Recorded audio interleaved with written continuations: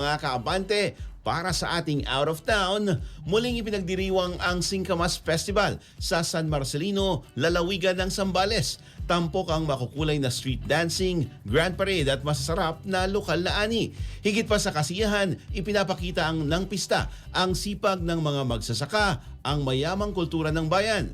At para samahan tayong mag-out of town, may FYI report si Tin Matro.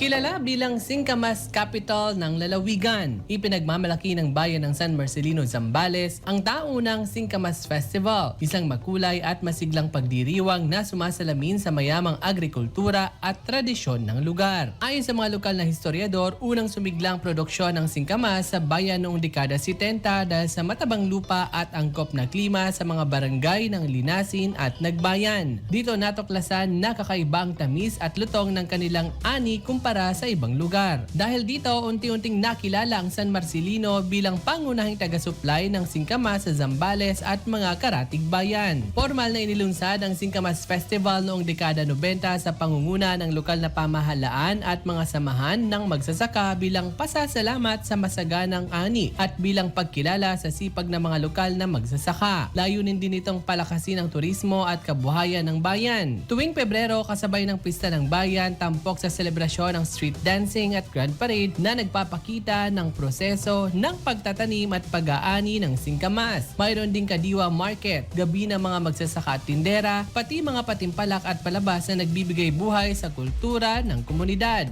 Hindi lamang ito simpleng pista, ito ay patunay ng matibay na ugnayan ng mga taga San Marcelino sa kanilang lupang sinasaka. Sa bawat kagat ng matamis at malutong na singkamas, nalalasahan ang kasaysayan, sipag at pagkakaisa ng isang bayang patuloy na umuunlad habang pinangangalagaan ang kanyang agrikultura at pamana. Para sa mga biyahero, ang Singkamas Festival ay hindi lamang isang pagdiriwang, isa itong karanasang tunay na lokal at makulay. Para sa FYI, Tin Matro, Abante!